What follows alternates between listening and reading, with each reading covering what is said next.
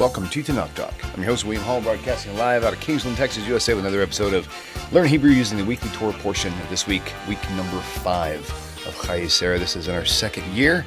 We missed a few along the first year, but I'm sure we will overlap them just ever so beautifully. And I forgot to put the camera on. There we go. So, very good, my friend. Welcome back.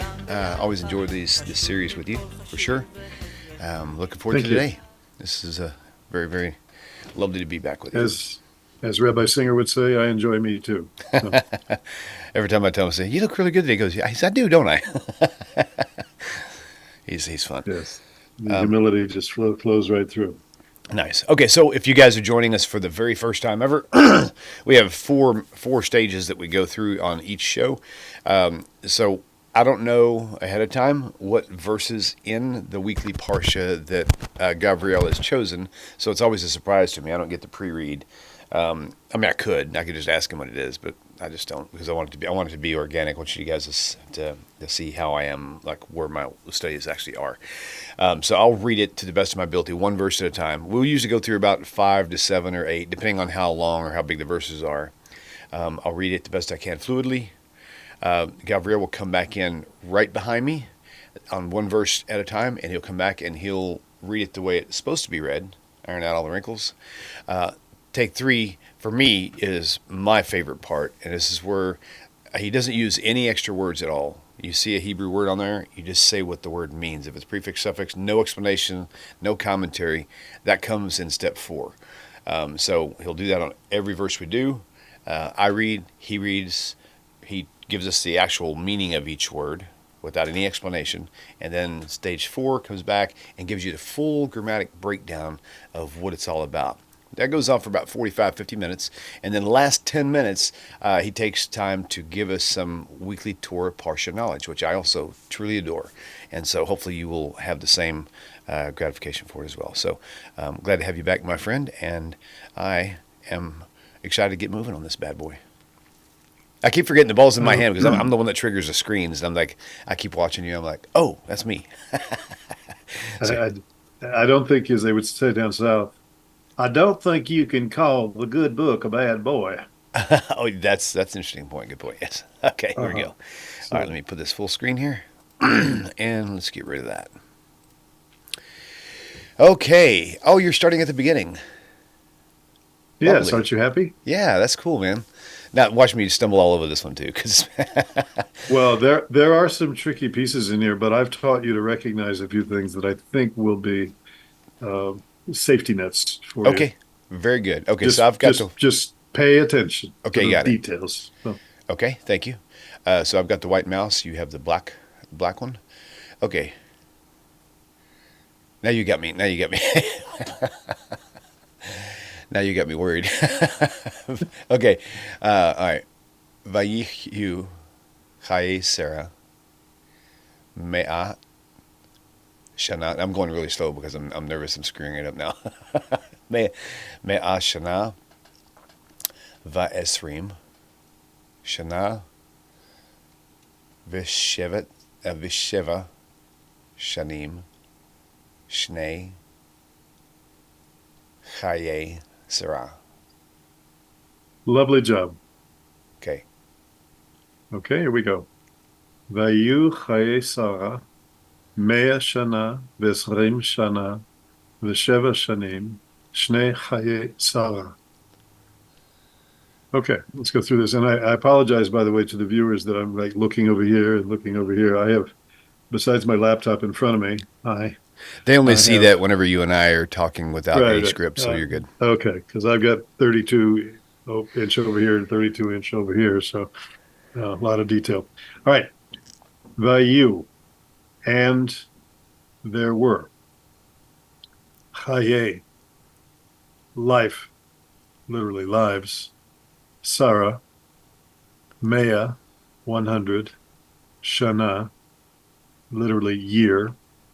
Ve'esrim, and tens. The word 20 actually is, this yud mem here on the end is the plural, and it literally means tens. And what you need in order to have more than one 10 is at least 2 tens, and the 2 tens is 20. Shana, year, just like this one. Ve, and Sheva, 7. Shanim, years. So just like we have the Yud Mem here, and that's plural. The Yud Mem here is plural. Shnei, this is also years.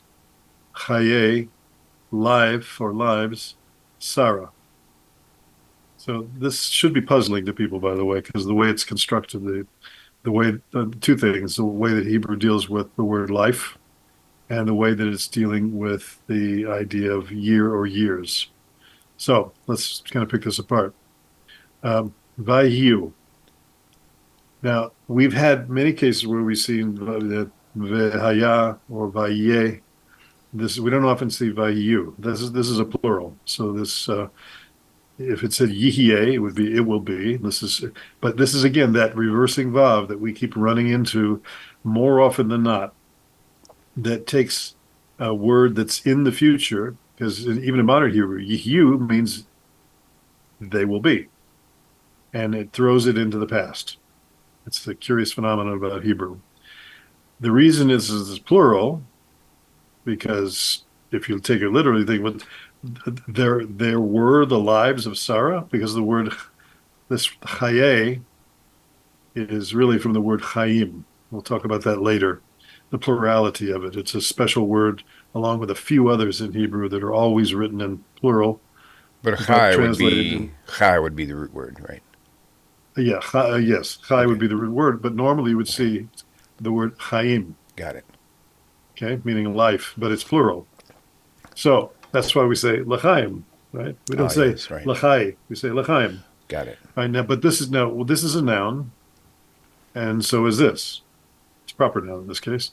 Chayei Sarah. So because this is normally plural with a yud mem, like you see here, Chayim, the mem drops out. We've talked about that a few times. It's something called noun plus noun or the construct state. Don't have to go back to that right now. So life of Sarah, and then it breaks it into three distinct segments. Mea Shana, 100 year or 100 years, we would translate it. Ve and 20 years. So we have Mea, number Mea, 100, the number Esrim, 20, and the number Sheva, 7. So 100, 20, and 7. So why didn't they just string the whole number together and say Mea Esrim V'Sheva Shanim? Okay, or some variation of that. Hopefully we'll see if we can come back to that. And then it goes and summarizes after it says, um, and this is interesting to me, as Vesrim Shana, instead of saying Esrim Shanim, we don't run into the plural form of Shana until we get over here. And there's another issue about this. The word Shana is feminine. How do I know? It happens to end with a hey. Most Hebrew nouns that end with hey are feminine, feminine singular, but quite a number of them can also be irregular. Okay. So that's why it comes over here as it goes to shanim. So it looks masculine in the plurality. It's feminine in the singular. And this gets to be a lot of fun when you start adding adjectives to this. So like how would you say, well, you and I did this once before. We said, how do you say um, good years? Right. Do you remember what you said? Shana Tovim or Shanim Tovim. Was that Okay, right? so how would you say a good year like in Rosh Hashanah? What do we say? Good year is Shana Tova. All right, so not tova. Right. How would you say good years? Oh, Shana Tovot, I guess. No, Shanim Shanim Tovot. tovot. Shanim Tovot. That's Shanim so tovot. weird. One Right. feminine, one. Shanim Okay, tovot. yeah. Right. Shanim So Tovot. that's why I wanted to point it out. And then this whole phrase here, Shnei Chayei Sarah, is because of this is all rendered in what's called the construct state. So sometimes the number two acts like a noun in certain places, but don't worry about it. Just we're not going to go that deep on it. I understand why it does that, but it's not important really to absorb that little granular piece of grammar. So once again, just looking back, so the Torah is breaking down for us the life of Sarah into three distinct segments. Rashi says that they were all equally good, which is interesting when you think about her life and you think, well, Mm-hmm. no, it was always so good, but there's a lesson in that, and maybe we'll come back to it. All right, verse 2. All right, here we go. V'tamat Sarah Bakiryat Arba Hev I can't say, is that a hay or a chet? That's a chet. Hebron. Oh, I thought it was start with a hay though. Hebron. Interesting. Ba'eretz Canaan. Where'd it go? Oh, there we go. Ba'eretz Canaan. Vayavo. Abraham. Lispod. Lisara. Valiv Kota. You know, it's really cool. That small letter. That's really interesting. I found out about that about 12 years ago. I'll tell you later. It's not really important for the show. Okay. Very nice work.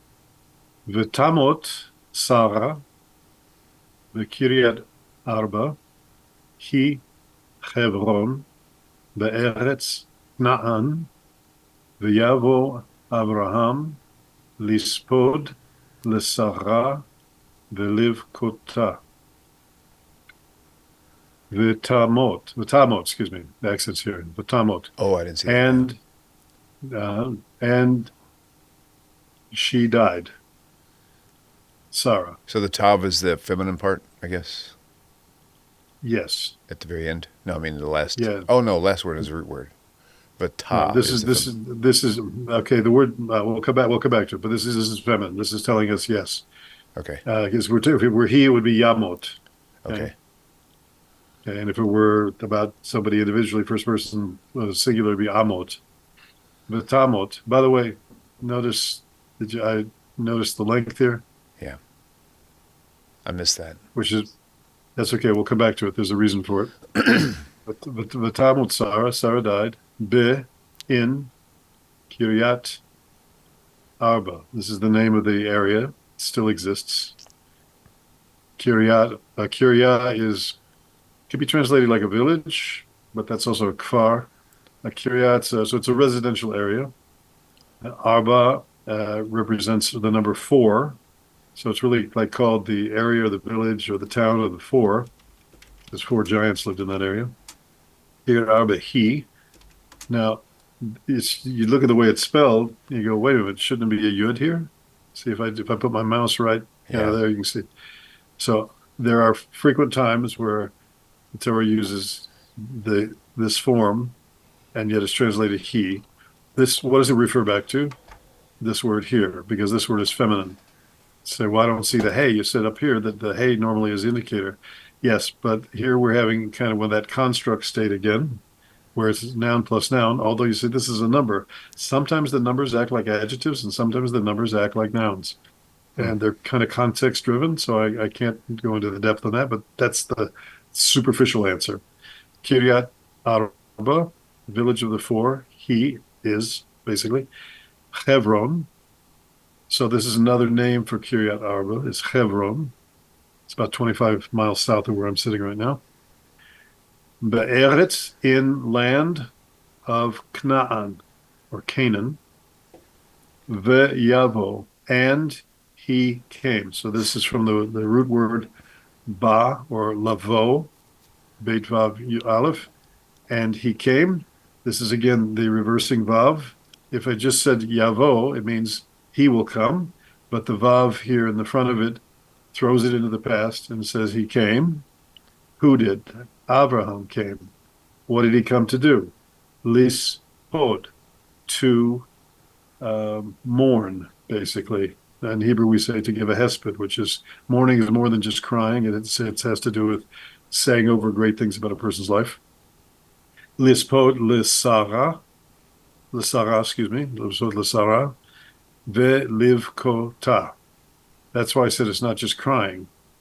It's here liv kota, liv kot in Hebrew, to cry. Liv kot is to cry, and this hey and with a dot on it generally always means her or she. So it's throwing together where it says to weep for her and to weep for her. So we have here 1, 2, 3, 4, 5 words in English compressed into one general word in Hebrew. And to weep inferred her. Okay, verse number Trey. Yes, I just introduced a little Spanish into your Hebrew. Okay, Vayakam. Thalatha. What's that? I said thalatha. It's three in Arabic. Oh, well, nice, nice. Okay, check this out. Vayakom. Ooh, you didn't think I'd catch that, did you? Good boy. The O. Vayakom Avraham Me'al Pnei Meto Vayadaber. Didn't flow very. Vayadaber. Il B'nei Chet Lemor. Excellent. Vayakom Avraham me'al pnei meto, vaydaber el bnei het lemor. Vayakom, right here, Vayakom, got up, and he got up. Avraham, me'al, from, upon, or in this case they translated before. Pnei, face of, meto, his dead. Vai daber, and he spoke. And the yud here is he. Daber is the root of speaking. If I took away this, it would be, I'm not supposed to be doing that right now. El, two. B'nai Het, sons of Het. Le more, to say. Beautiful. Okay, those are the literals. Excellent. Okay, very hard for Thank me you. to do them. That's very nice. Vayakom. So this is, and he basically stood up or he got up. The word kom has to do with rising up. Okay. There's a great song, Lakum machar baboker imshir chadash belev, to get up tomorrow morning with a song, a new song in your heart. So Yaakov, yeah, Abraham stands up. Me'al, basically, tough one to translate because literally it would be from upon. That's literally what it is, from upon. So, but they're translating stood up from before. Panei comes from the word panim. And we know the word lifnei, taking the pei and turning it into a fei. Lifnei means before.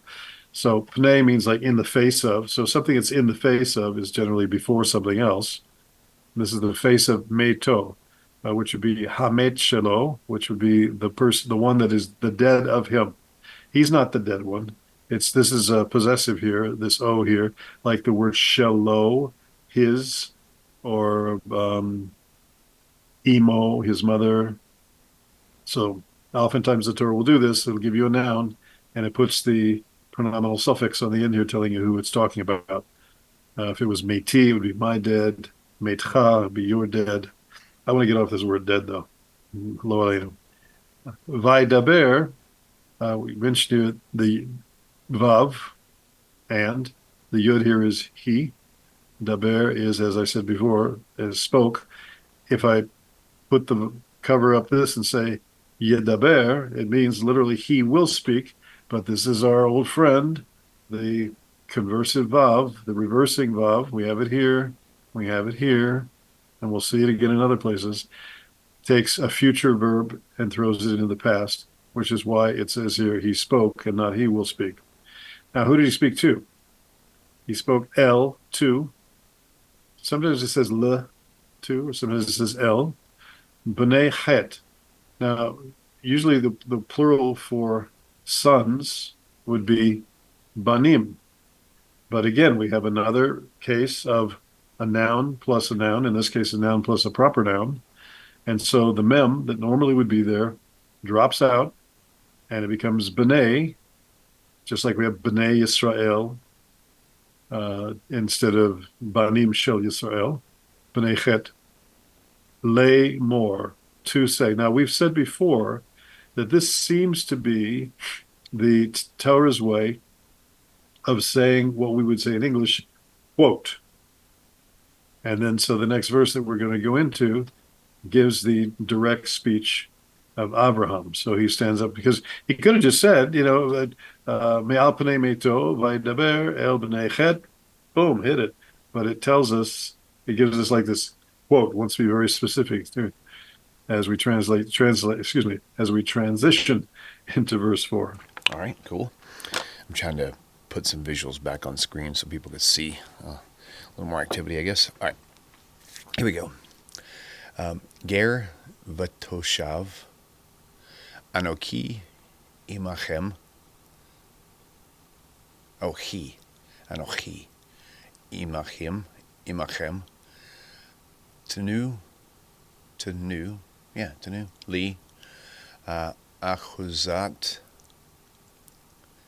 kever, imachem, va'ech bara, va'ech bara.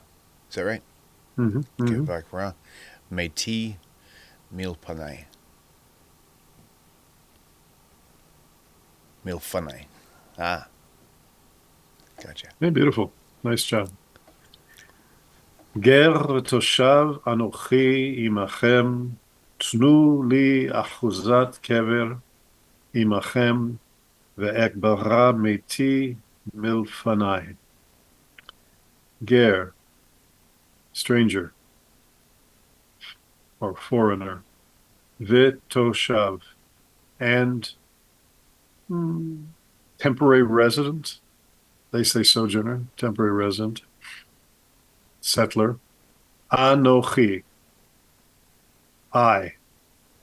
Imachem, im, with, chem, you all, with you all. Tnu, you all give, from the word latet, give me. Tnu li, give to me, li, to me or for me. Achuzat kever, achuzah, possession, holding, real estate. Kever, grave. Achuzat kever is a grave possession or possession of a grave. Imachem, same word here. Im, with.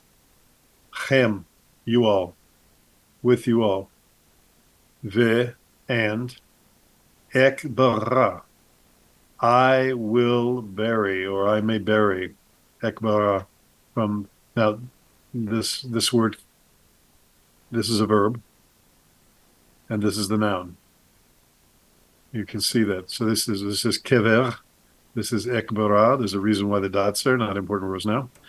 Meti, my dead. And we just had up here meto, his dead. Now we have meti, my dead, he's speaking. Milfanai, from in the face of me, basically. So, but from before me would probably be a better translation. So he says, So, out of my sight. so on va'ech bara, you said I will bury. Where's the word will? It's future, Oh, so it's not, the word's not there. It's just showing you. So that would be a right? grammatic breakdown, I guess then. Well, here he says, I may, that I may bury. Okay, Right, let but me I know when translate here. you were explaining it, it said I will bury. But that's what I was Yes. saying. What in those letters tells us will? Because the Aleph here is part of future. Now you say, well, wait a minute. Wouldn't this be that reversing Vav again? Not in this case.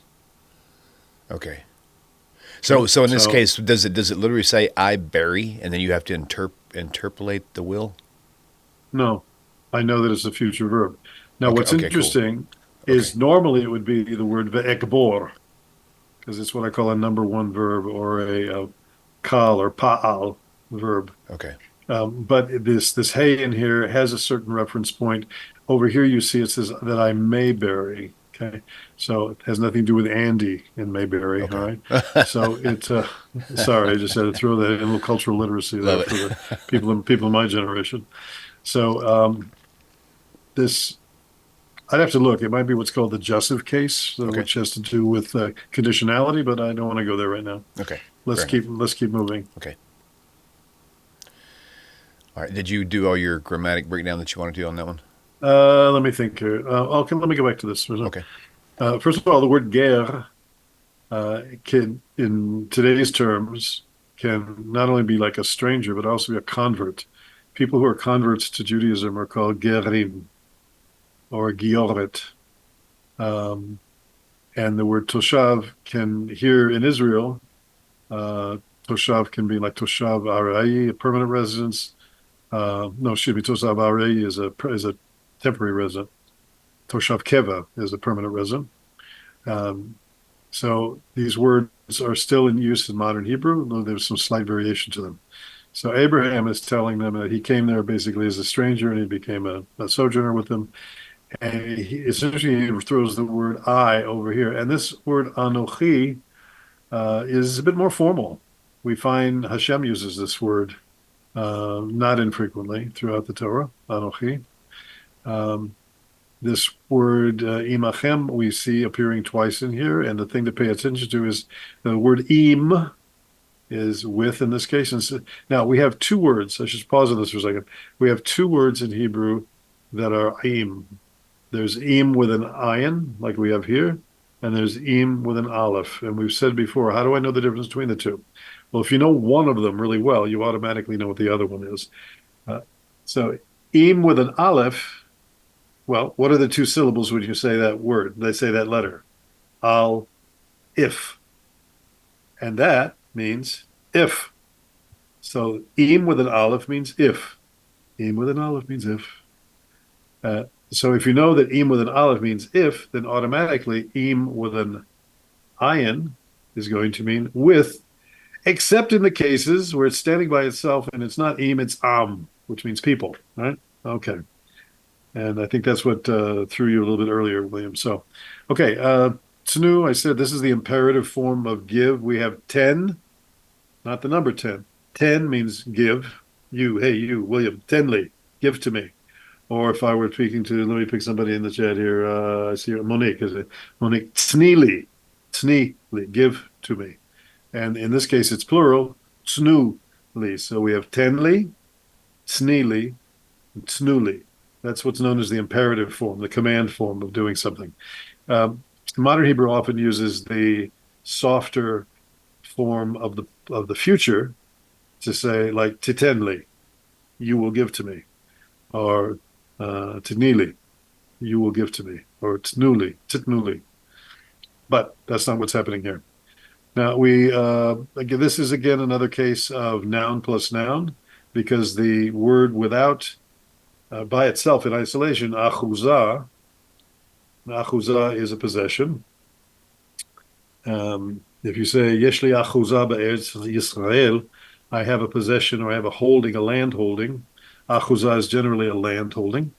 But because achuzah ends with a hey, and we have here a case of noun plus noun, when the first noun is feminine and it's singular and it ends with a hey, those are the three conditions.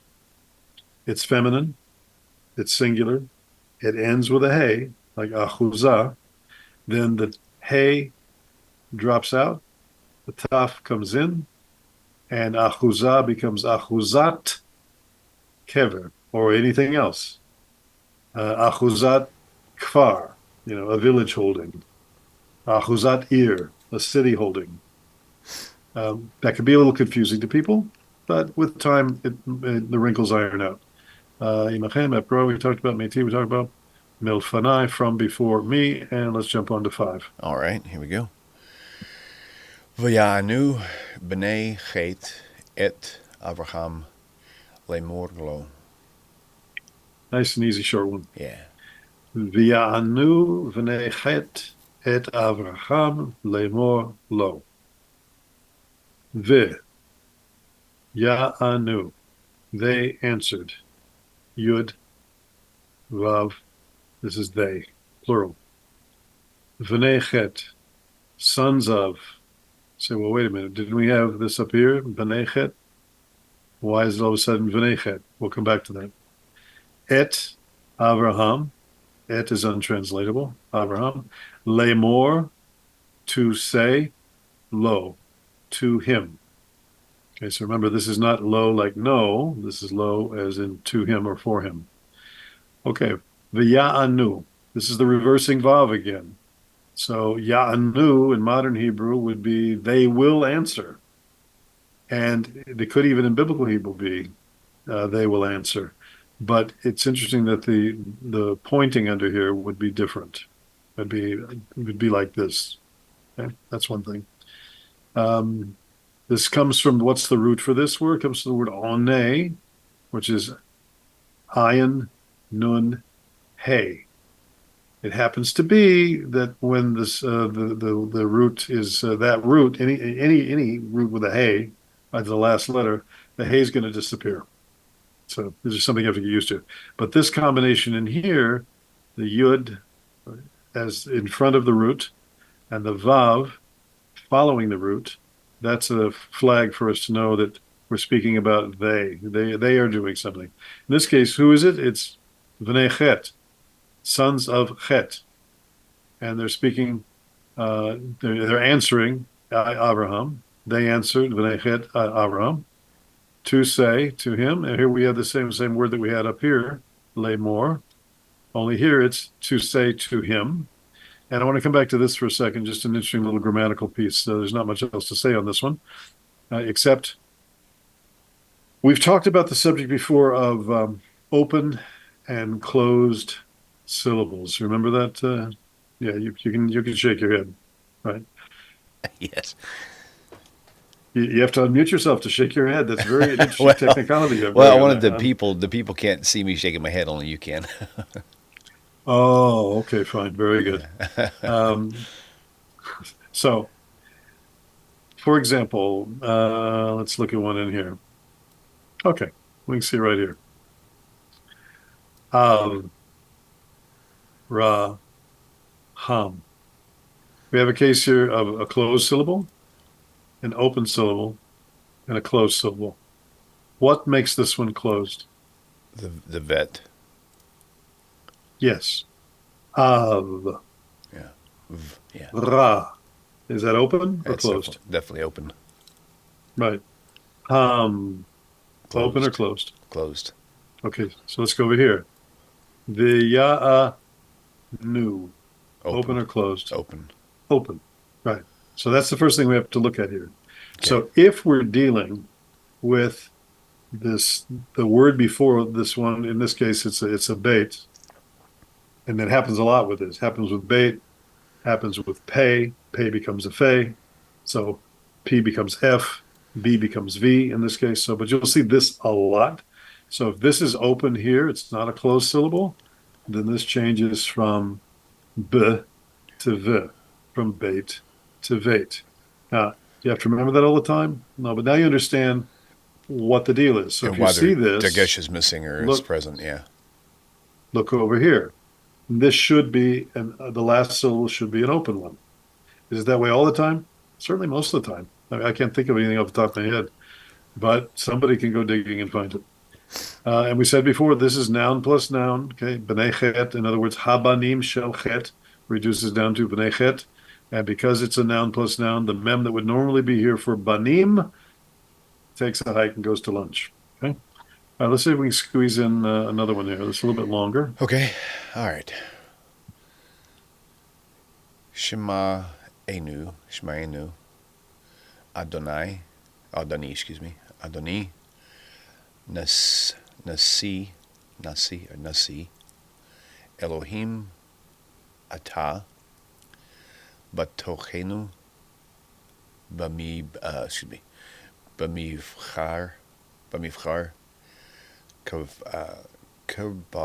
Kavar Renu. Kavor, excuse me. Et metecha ish mimenu et kivro lo yikle mimcha mikvor metecha. If you have found this channel helpful and this has blessed you or your family members in helping bring you out of idolatry, I would love to have your support. Please consider donating to this channel directly. That would be pretty awesome. Donations can be done through PayPal, Patreon, or through snail mail. The links to all are added in the video description below. You can also click this link and it will take you straight to my website with a donate button, which leads you right through PayPal. Thank you once again for your kindness and consideration for supporting this work. Blessings for you, your family, and your home. Shalom. Beautiful. It was a tough one. Okay. Shma'enu Adoni, Nasi Elohim Ata, בתוכנו, במבחר קברנו, קבור את מתיך, איש ממנו את קברו לא יכלה ממך מקבור מתיך. שמענו, hear us, Adoni, Lord, my Lord, use of a human, Adoni. Nasi, prince, or sometimes be a president. Elohim, prince of God. Ata, you.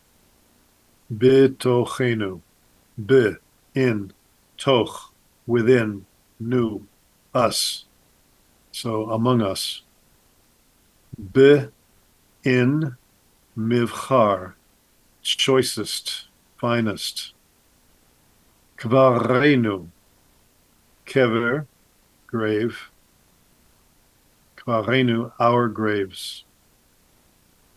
Kvor, command form, bury.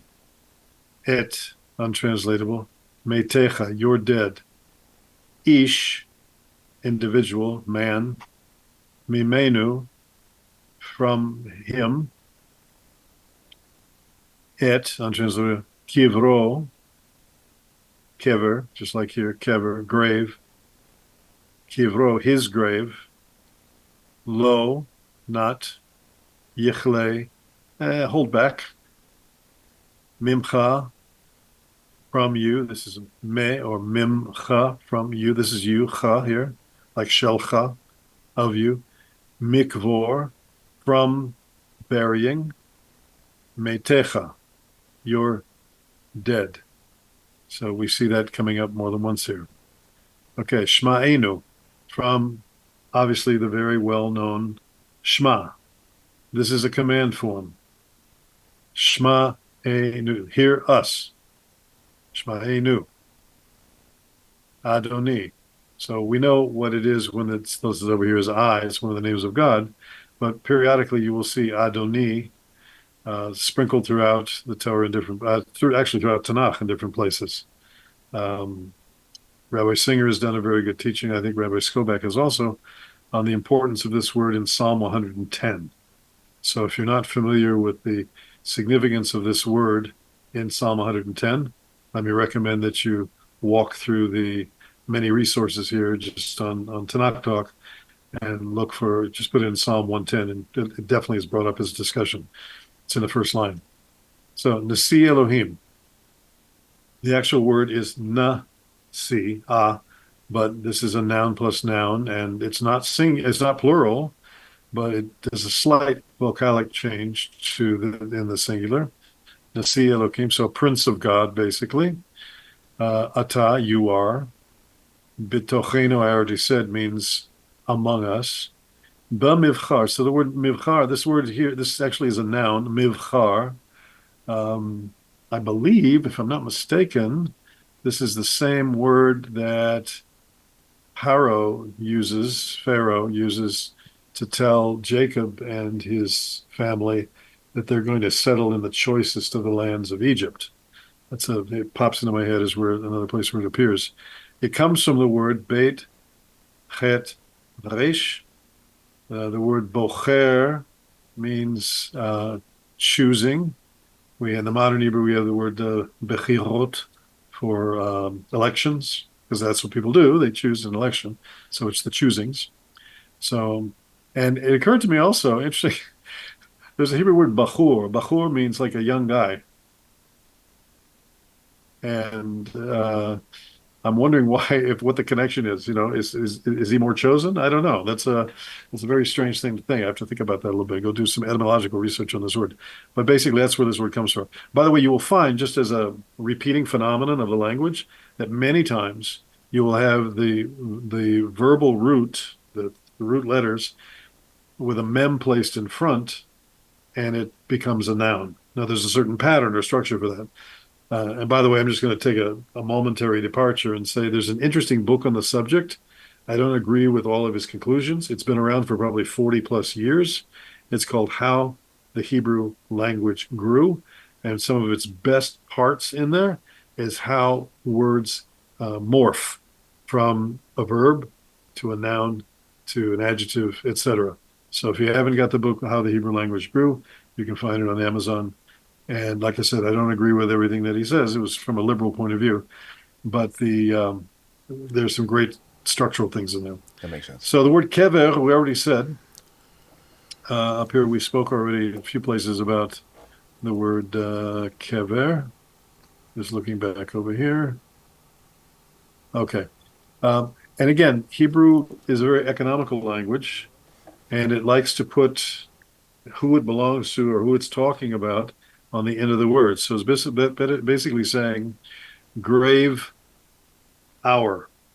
So kvarenu, or in other words, hakvarim shalanu, our graves. This is plural here.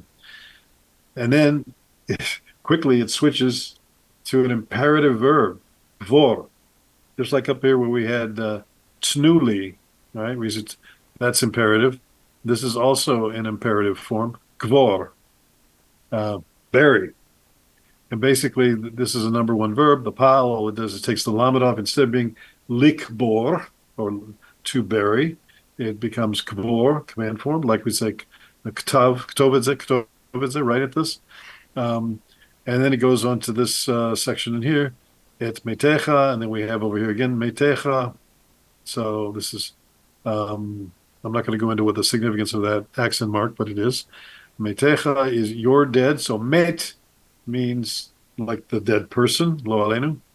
And cha here has to do with makes it possessive. It's talking about your singular, your dead.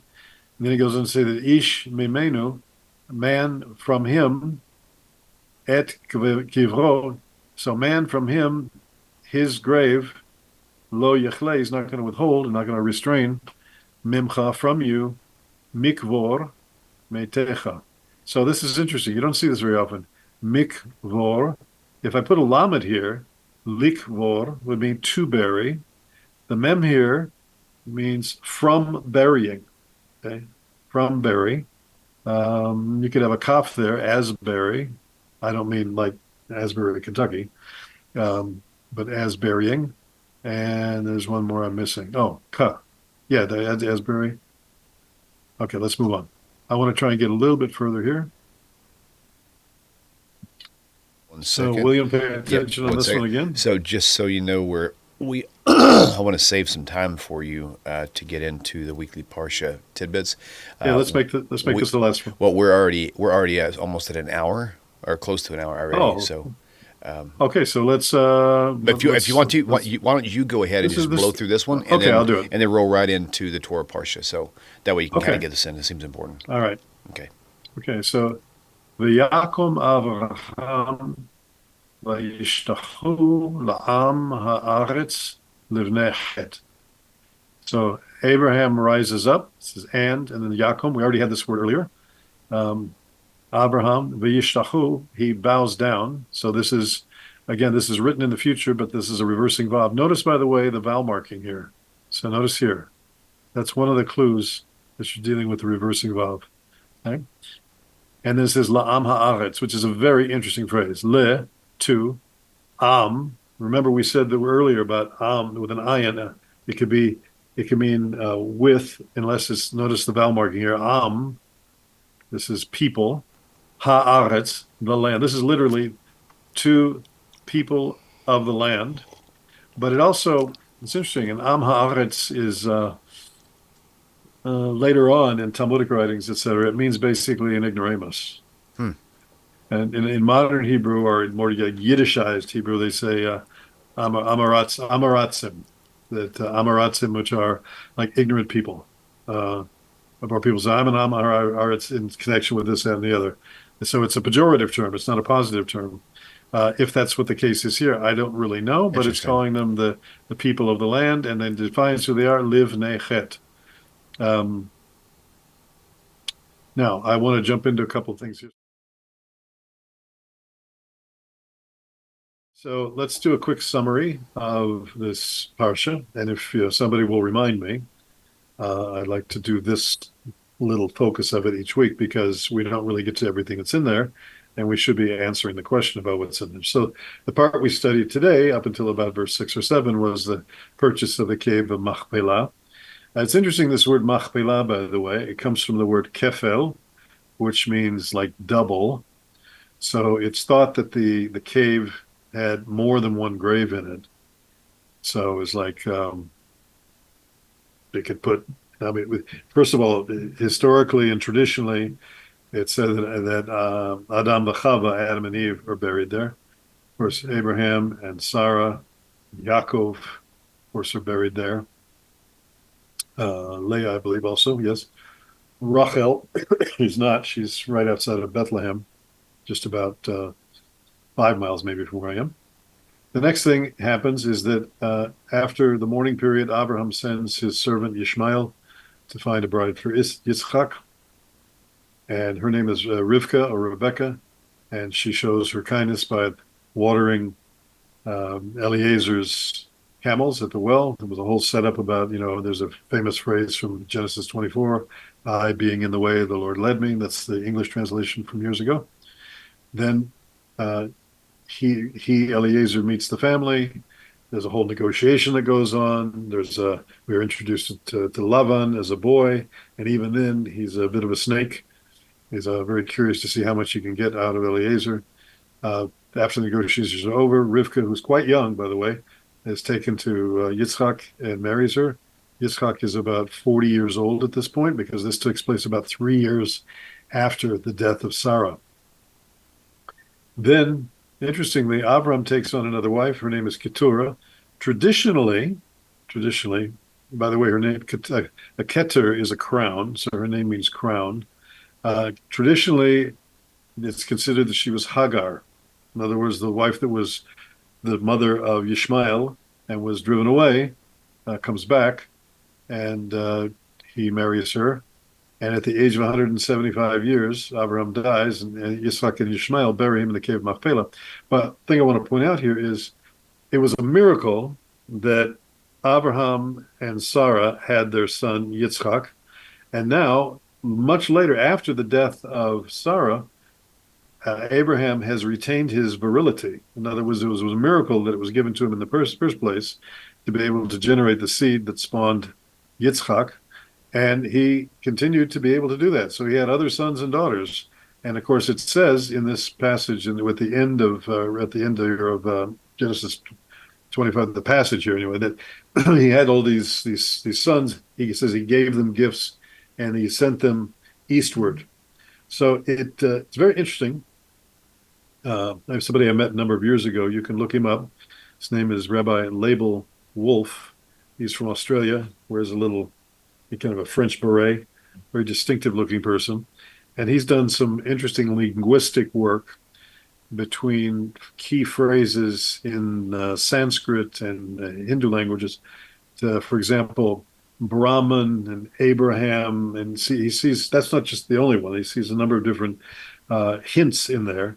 So it's been said, brought down by the sages, that when it says that Abraham gave gifts to his sons and sent them eastward, that they were gifts of wisdom, of high-level knowledge, spirituality, gifts of spirituality. So that's, and then that brings us back to a very interesting point in itself, that while Judaism has had a huge hand in the development of Western culture, at its root, Judaism is not a Western faith like the Catholic Church.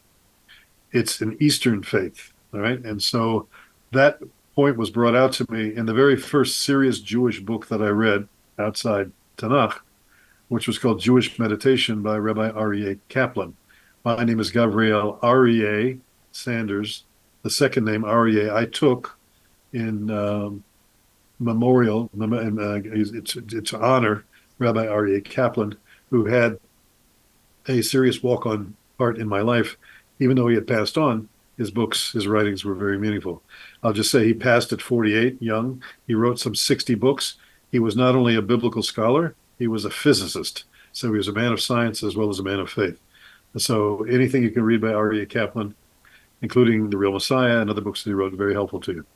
So that I wanted to point out. Then the other thing that I want to bring out here very quickly.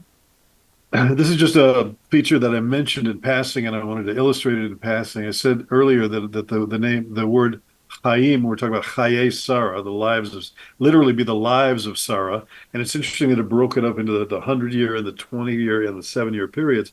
Um, we talk about the days of our lives, and in this case, it was the lives of her days. Um, and that all of those, according to Rashi, all of those were good years. And it said that when she was 100, she looked like 20, and when she was 20, she looked like 7.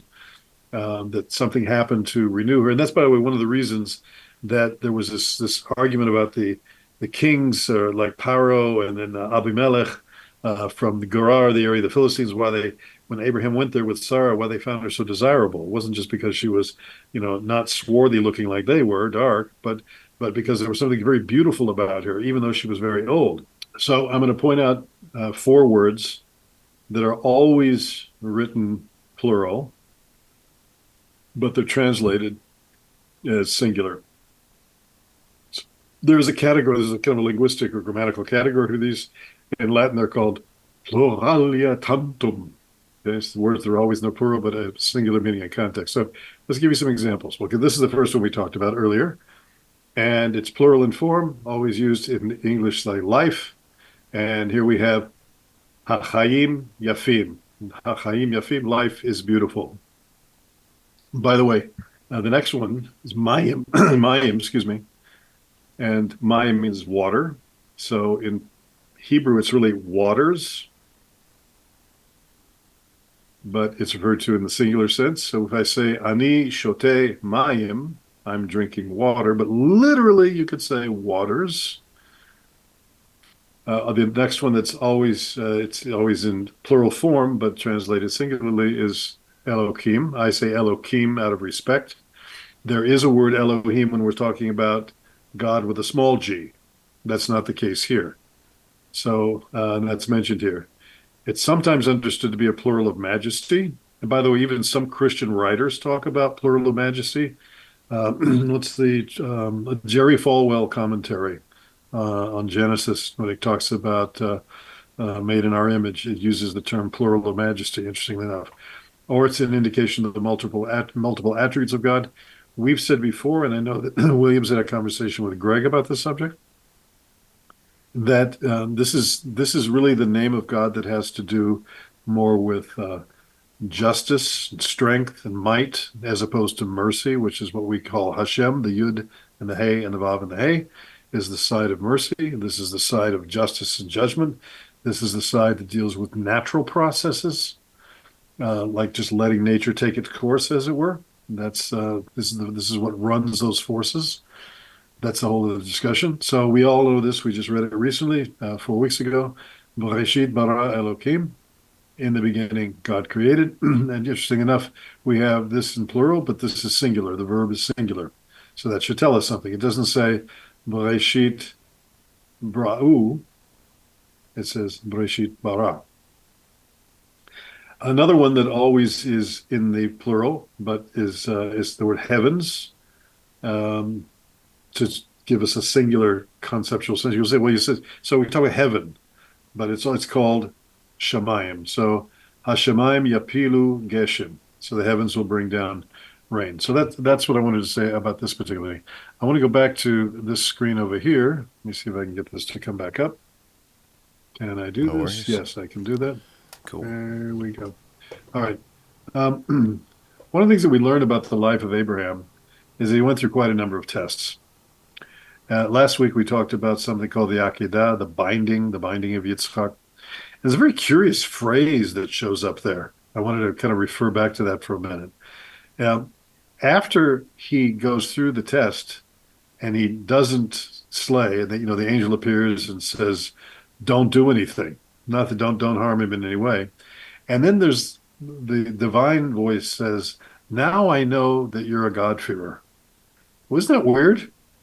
Wouldn't God already know who's a God-fearer or not?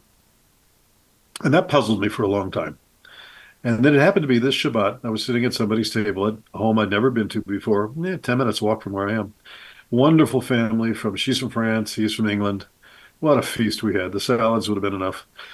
And we talked about this. And he was quoting, my friend Ephraim was quoting somebody else whom I know, who said from a particular Hasidic source that there are qualities to each one of the three avot. Abraham has a certain quality, Yitzchak has a certain quality, and Yaakov has a certain quality. I'll mention what those qualities are.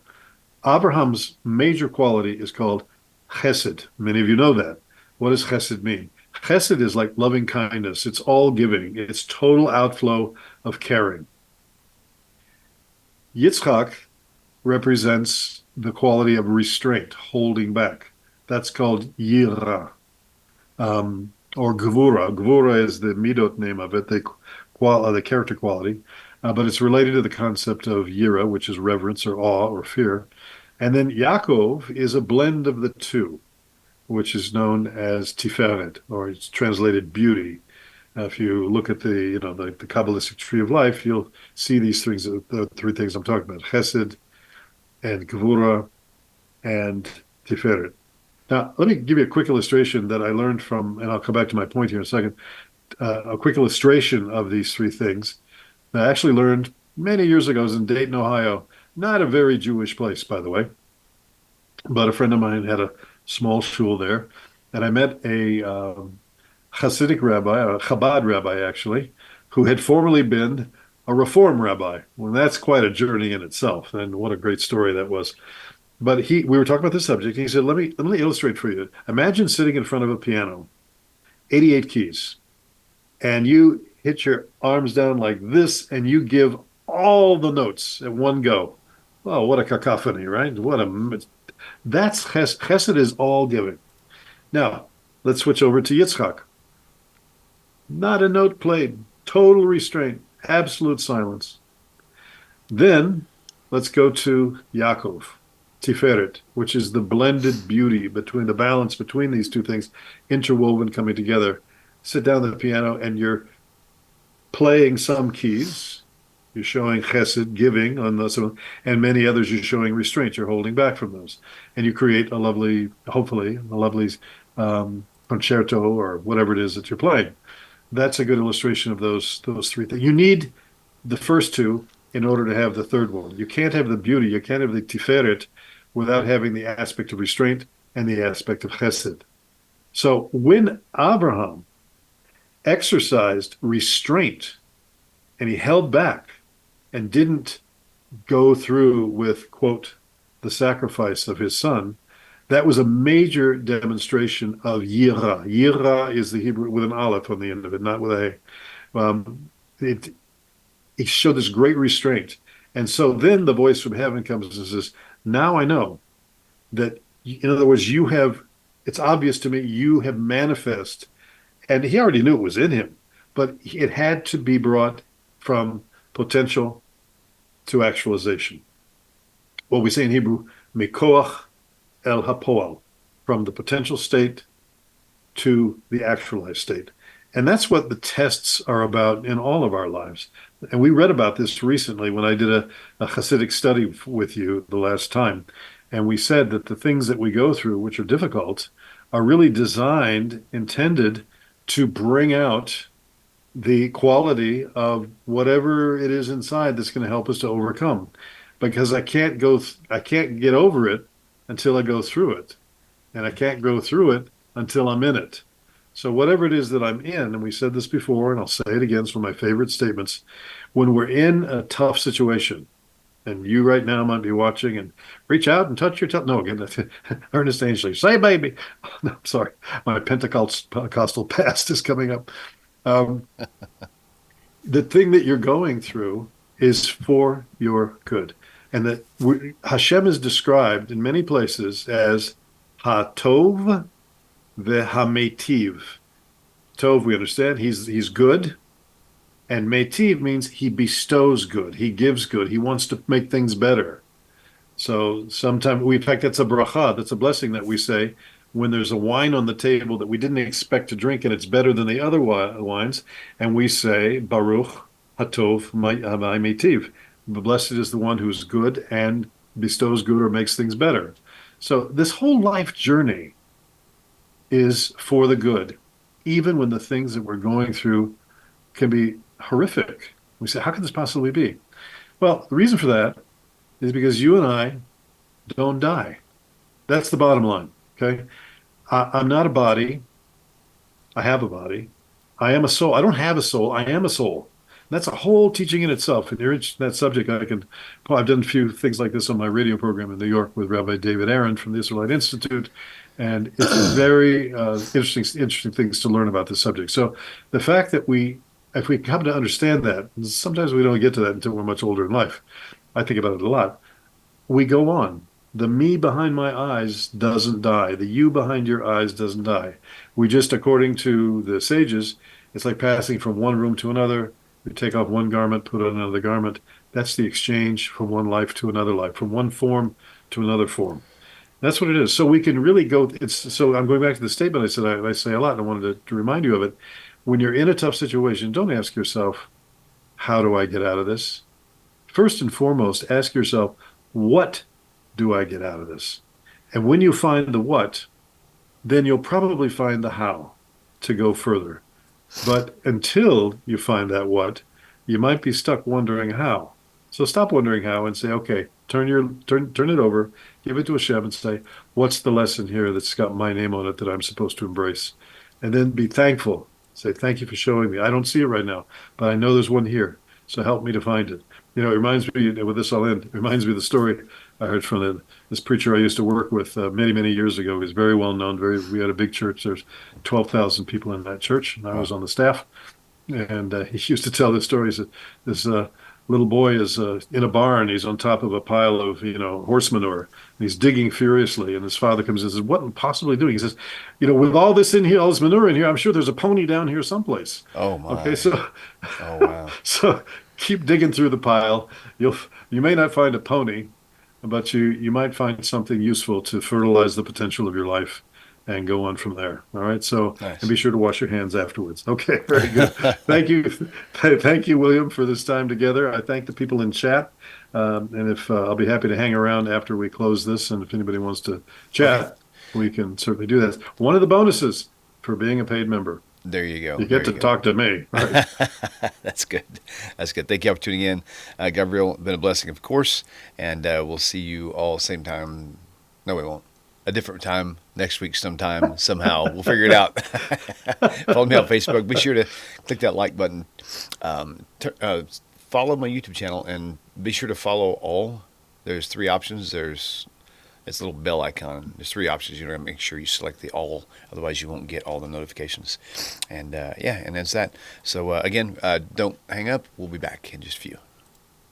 Hello, my dear friends. Hope this message finds you well. If you like the way this channel is going and the channel has been a blessing to you, please consider supporting the channel by going to the website, TaNaChTalk.com. TaNachTalk.com. Thank you once again for your time and for supporting TaNaCh Talk. Shalom.